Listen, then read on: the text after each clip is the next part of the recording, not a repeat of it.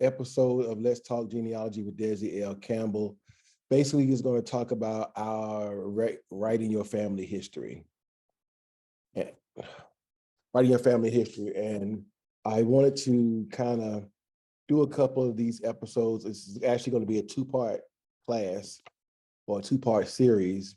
The first part, I'll talk about actually putting the book together and that stuff. And then the second part, I will talk about how we publish our books and that kind of stuff and how that works. So, of course, most of you already know who I am. As a matter of fact, all y'all know who I am. So I'm not gonna really go through all of this part right here. But you can read that at a later date. So why is it important to write your family history? Think about the legacy you'll be leaving if you write and publish your own family research. Not only a legacy for current and future family members, but is an important resource for current and future genealogical researchers. If you've been researching your family for any significant length of time, probably no one knows your family story like you do. The ease and affordability of digital printing gives you all the more reason to write and publish. The subject guides this subject guides provide information, tips, and resources for the basic steps of writing and publishing your family history. I've published probably about 12 books, 12 or 13 books over the last 10 or 15 years. Most of them have been mine, my family. And I've been fortunate to do a couple of other families. I just finished a book a couple of months ago, the Searles, McLeans, and the Hicks family from Bun Level, North Carolina. And they were very pleased with their book. It was, I think, a 300 or 400 page book. And I'll show you how I did their book. There are two ways that I've been doing my books. I mean, you can do it however you so choose. I'm just going to show you the way I felt easy, that was easy for me. So this is one of my books, The McNeil Story, and this is actually not episode. This is not the first book, the first McNeil Story book. So they're part one and part two. So why, when we want to write a book, we got to come up with these questions or these answers to these questions. Do we want to sell our book or give it away? A lot of people have different feelings about that. My personal belief is we need to sell it. For one, is there's a lot of information that you have gathered, a lot of gas, a lot of time. You may have to go to a place and spend the night. I mean, this could be so many things money that you spent out trying to gather this information. Going to the deeded records and pulling files and having it printed. It's just a lot of cost. I mean, it's not a lot of cost, but if you add it all up, it is a lot of cost. Once, like when I was living in Savannah, I was coming to North Carolina, Harnett County, at least twice a month. I mean, that's a 4-hour ride, 4 hours and some change. And I was coming twice a month just to do genealogy research. So hold on, let me let this person in.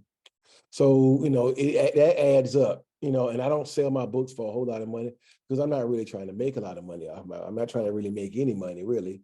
It just depends on, what you want to do with your book. And you got to decide on the size, the quality, and how it would be printed, which we'll talk about that in the next episode. I like to use the big books, 8.5 by 11, because you have a lot of older people that buy these books. And they are they have issues trying to see the small writing. So I try to use the big book. Hold on, somebody else is coming in. Who is your target audience? Well, most likely your target audience is your family. I mean, that's the only reason I would want to, get my book. And there are other people that do have purchased my book just to support me. And I appreciate that. But most of the people that I would want to purchase my book is my family. How many books will I need to print? Which we'll talk about that on next week's episode. But, it just depends on your family. So when I first, started I printed all these books, and then nobody bought them. I mean, people bought them, but it wasn't like I thought it was going to be. But over time, people started buying them, and they bought them, and I ended up selling all the ones that I had bought on the first load. But we'll go over who I use, which is Amazon printing, to print my book, and to me is the best thing I could ever find, in my opinion. Um, how much are your family members willing to pay for your book? That's the other thing. So I'll get into the pay of how much it costs to print it and how much it costs, to mail it and all that kind of stuff. You got to take all that kind of stuff in consideration. All right. All right. This is the hard part of writing your family story, is gathering of the information. As you see, I have obituaries, I have tombstones, I have pictures, I have a marriage license. All those things are valuable documents when it comes to actually writing your family history. Valuable information, because they tell the story. A lot of people talk to me. A lot of my friends be laughing at me because I be in the cemeteries, and I go out there right by myself. It don't bother me one bit, except for one cemetery, and kind of spooky. But other than that, I mean, I'll go out there and take pictures of all the tombstones, because that's also history. And a death certificate or word of my mouth might say this person was born on such and such a day, or this person died on such and such a day.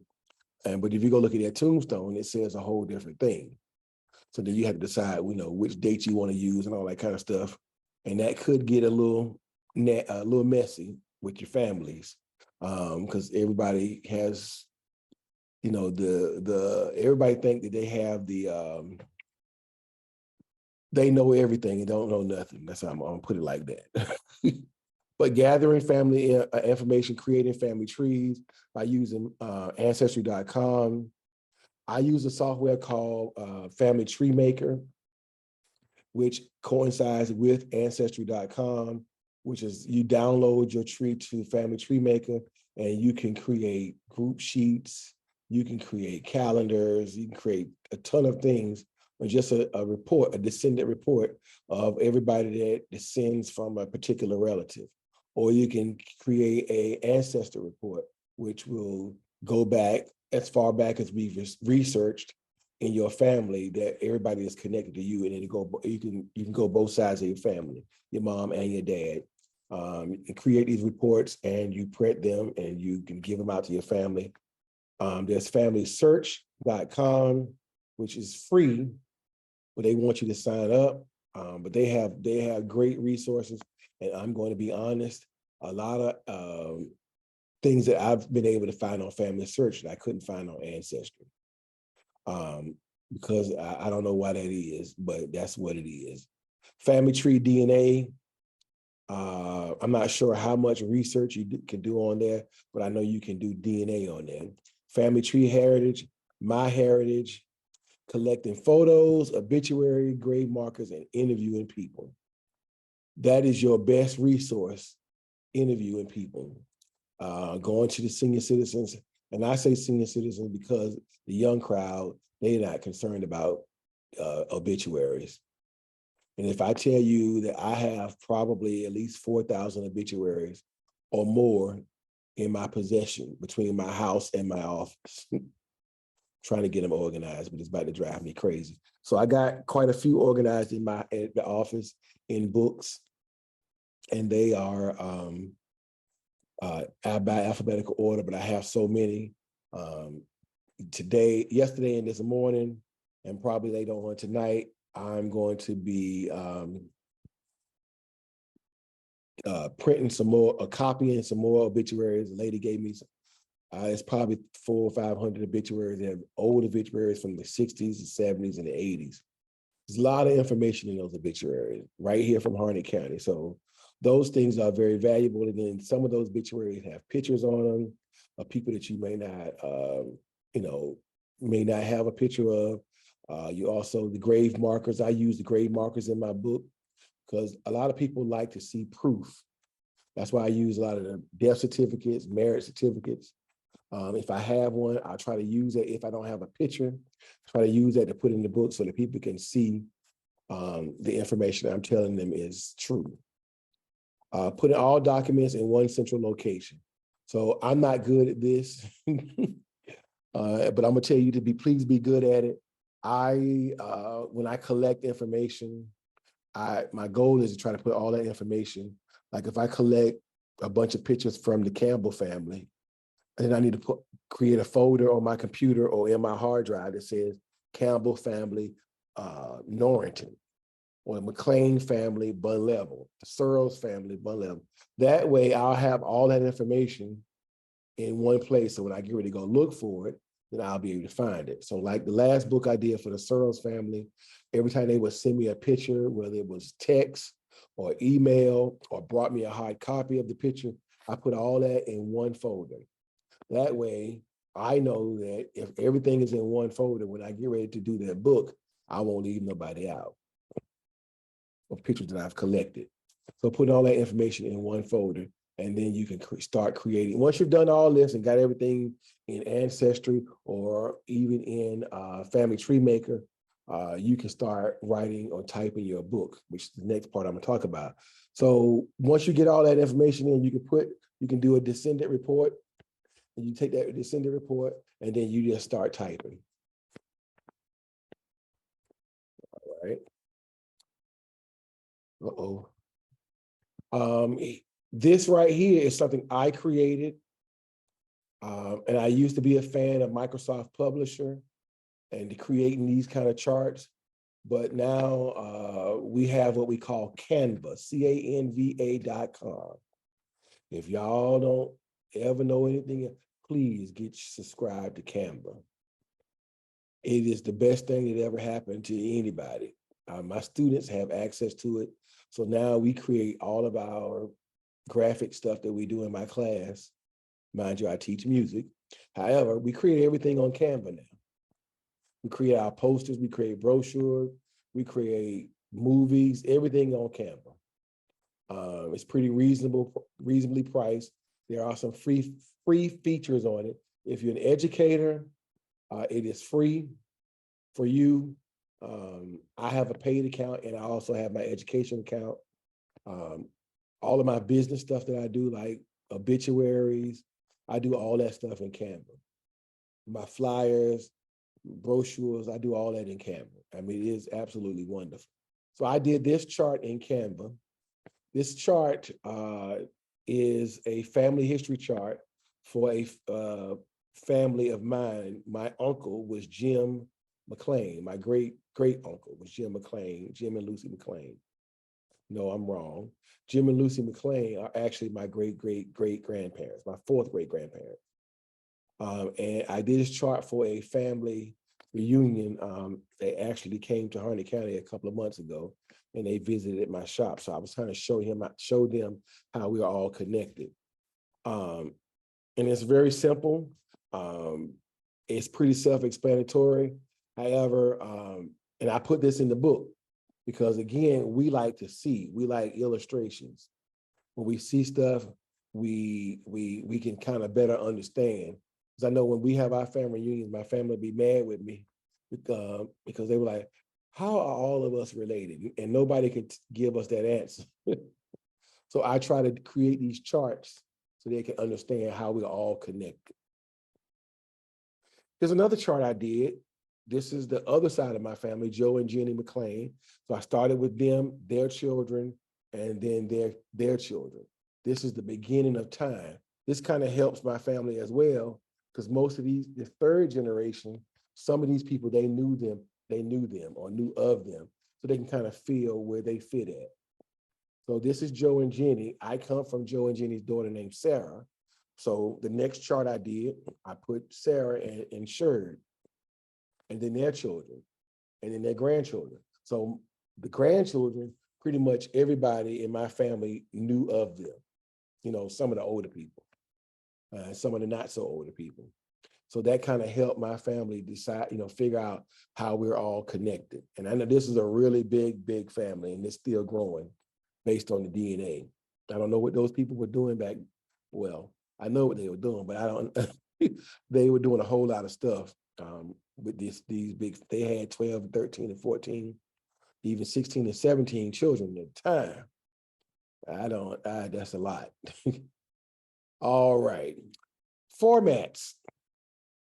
You can use a scrapbook, just like pictures. My next book I'm going to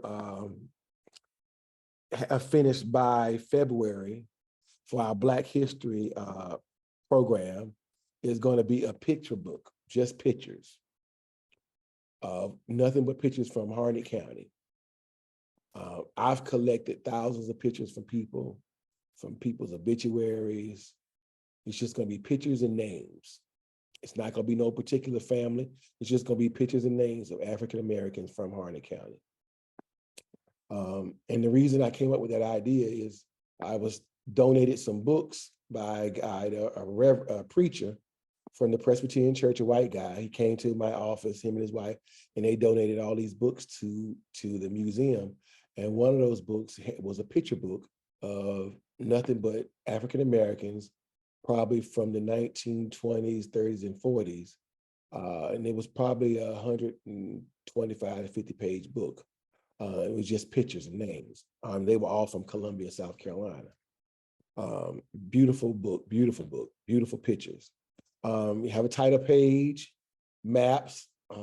Believe it or not, there are a lot of maps out there from slavery time. It can tell you where the plantations were, possibly where your family lived at. Use bios or character sketches of different people from your family. If you look at some of the obituaries, it can kind of tell you, it will tell you some things about those people. Like I kind of highlighted in my book, people that were preachers or people that were like in the city, in the government, or people that did something that had a pretty extensive bio. The older ones, I try to put that information in my book. Narratives, there are slave narratives there's about 7 or 8 slave narratives from Harnett County alone. These people were enslaved. Most of them were children doing slavery, but they were, I think it was 1930s. They interviewed all these people and made a whole document out of it. I took some of those slave narratives from Harnett County and had like a reenactment or a narration actually of those slave narratives, and got people to actually do them, and they were really, really good. Of course, a table of context, tent, and index. As you see, this document here, this man actually is my cousin, which is interesting. They're from Johnston County. He was a very, very, very popular man in Johnston County. He was a teacher. Him and his wife were both teachers. They were very, very well known. He died probably like 2-3 months ago. I didn't even know they existed until about a year or so ago. He's actually my cousin. He's my cousin twice. He's actually from the Campbells from Norrington. He's a descendant of the Campbells in Norrington. A man named, I forgot his name. He left Norrington around 1900, and he moved to Johnston County, married a lady, and had a whole big family down there. And interestingly, I'm a church musician, or was a church musician, and I was playing for a church right there in Clayton, and come to find out some of the people that's from that family actually were members of that church at one time. So I was able to connect with them and meet them. But this document was actually done in Microsoft Word. It was done in Microsoft Word. I just typed it up in paragraph form.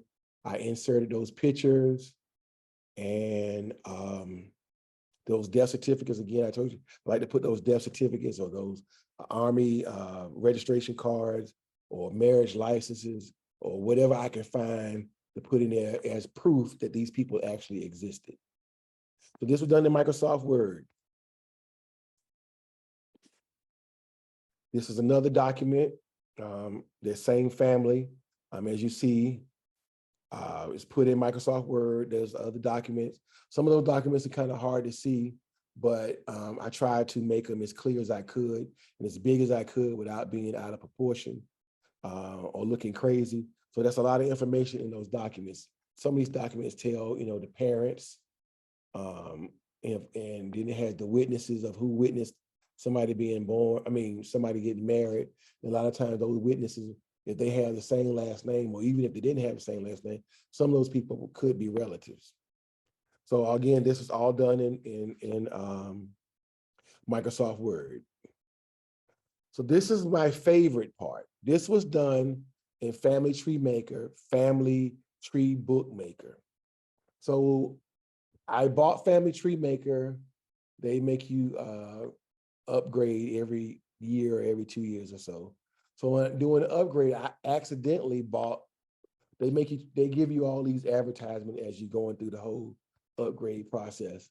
So I accidentally bought this Family Tree Bookmaker and didn't realize I had bought it for a couple of months until I saw my bill. I said, well, what did I buy? So I went back, I looked at it, and I actually, went through and tried to figure it out. And man, this thing is absolutely wonderful. It's wonderful. So the Family Tree Maker, Family Tree Bookmaker actually creates your book for you. So if you have your whole family tree on Ancestry.com and you download it to Family Tree Maker, all you got to do is go and click on the descendant or the ancestor that you actually want to create a book for. So this particular book is the last book I did for the Searles family. And it started with Julia McLean, which is my relative, and Gaston Searles. So when I clicked on Gaston Searles or Julia McLean, I used Julia McLean because she's my relative. Gaston Searles is not my relative, so I wanted to use her name first. I clicked on her, and I said, I want to create a book with just Julia Searles' family in it, descendants. So she was born in the early to mid 1800s, somewhere in there. So everybody that's in the tree, it creates a report. And every document that you save to your tree, it documents. It also gives references. So, people can see this is where this came from. It does a whole lot. So as you see, these are Julia Searles and Gaston Searles' children. It's 6 of them. She died and he got remarried and had some more kids. But these are their children. They tell when they were born, when they died, what age they died at, where they died at. All this stuff is stuff you don't have to put in. It's automatically put in because it's already in your tree. And I think I paid 40, 50. It wasn't a whole lot of money I paid for that program. It changed my whole life. So now I'm not up typing, like I showed you earlier, that whole book in Microsoft Word. And it has a whole bunch of other features to it. You just have to go through it and play with it. Another feature it has, it creates a table of content. You don't have to even try to create your own. It creates it for you. It tells you what page and everything. Then it creates an index for you. So it creates, this one I had to create a place index. So if it was Bun Level, everybody that was from Bun Level, it listed their name and what page they were on. And a lot of that information that's bolded on the index, that's information that was placed in the document that you saved on Ancestry. So it does all the work for you. Everything. And I think that's the way I'm going from now on, because it's just so much easier. We just got to make sure you have everything in your family tree. You can do a 2-generation family book, or you can do all of the generations. So you could do I think I can go back to my 4th great grandparent. So if I wanted to do just my grandmother, her children, and her grandchildren, great grands, and so forth, I can just do that.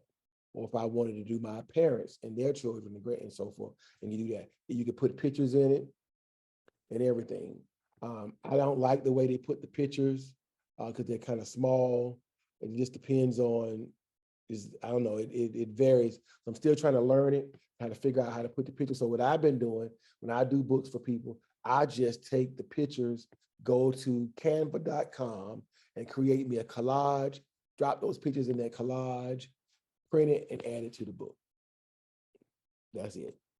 So I made it real easy for me. And it can be real easy for you. Here's another page from the book. See where I put the grave markers in there? I mean, this to me, y'all, I'm telling you, this is it right here. This will save you a whole lot of time.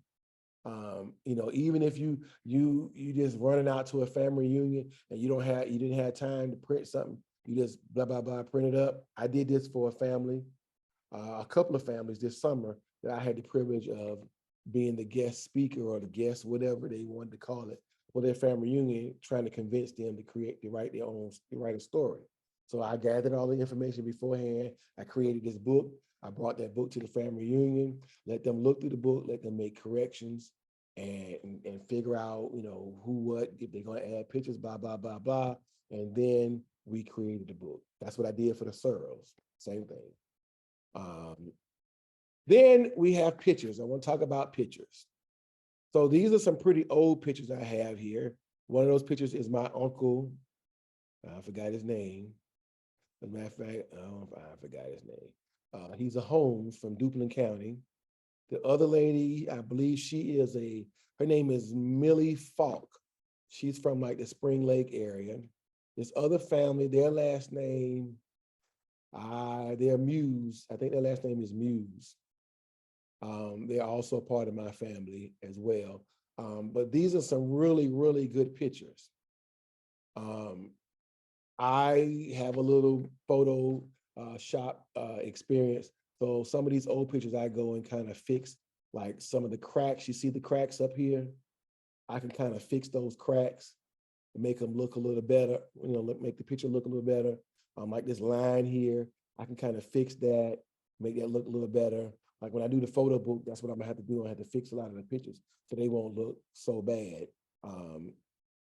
There's some pictures that can't be fixed, and a lot of people charge money to actually do this. Like I told my students, I showed my students how to do it, and they were amazed that you could actually do that. And I was saying that a lot of people make a lot of money just doing this alone, because it is a lot of work trying to match the colors and all that stuff. But cropping the pictures, trying to crop out all the bad part of the pictures, like all this bottom stuff right here in this picture can be cropped out if I wanted to. This picture right here, as you see, some of her head is cut off. However, there's nothing we can do about that. That's how it was given to me. I believe. If not, I can fix that. This is a pretty good picture. This guy was born around 1850 something. And this to me is a really, really good picture. And actually it looks like a painting or a drawing of him, but I'm not too sure. You can use lightening and darkening pictures. If it's too dark, you can kind of lighten it up in Photoshop, but you can also do that same thing on Canva.com. You can lighten and darken it, you can crop it, you can add borders, you can retouch. Retouching is a lot of stuff I do in Photoshop. You can use Microsoft Word. Even in Microsoft Word, there's a little photo editing in Microsoft Word and Microsoft Publisher. The same thing. It's not as extensive as Adobe Photoshop. And even what I like, even in Canva. So before we were taking pictures that had backgrounds with it and taking it and putting it in Photoshop and then trying to cut that person out. Well, Canva has alleviated that. So now you put it in Canva, you go over to the edit tool of that picture and you click remove background and instantly the background is gone. Not saying the picture's gonna look good because it depends on, the picture, but most pictures I've used and remove the background have been wonderful. I can remove the background from this picture right here.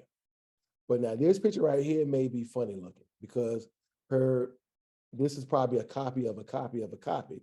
So her skin is kind of blending in with the picture. Therefore, if her skin is, they may cut that out as well. So it just depends on the picture. All right. So that's another tool you can use. I did a conference this summer in Charleston, South Carolina for one of my friends, where I talked about, doing social media, pictures and all that kind of stuff. And I'm always fussing, like when my mama, she always told me she don't want to take pictures. And a lot of people don't like to take pictures, but when you pass away, your obituary is not going to have a picture on the front of it because you don't like to take pictures.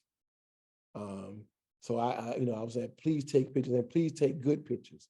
When I go to people's houses and get pictures, and I know there may be some, don't fuss at me if there's some Android users on here, but in my opinion, the iPhone has great picture quality. I'm just not an Android person, but iPhone has a great picture quality, and those pictures, you could do a lot on the iPhone, which you probably could do on an Android. I don't know, but you can really make a picture look really, really good using some of the features that are on the iPhone. And somebody's trying to get in. So, making them look the best you can if you can. All right. Any questions? Well, no, I'm gonna say the questions for last. I think this may be my last slide, the next slide that I'm gonna show. And then we're gonna open up for questions or comments. This is just the first part. Next week, I'll go for the second part, which actually talks about the publishing part of the book. And actually, once you get everything done and download it and put it in a PDF file, then you can actually go and it's a real simple process. A lot of people think you can't publish a book. Anybody can publish a book.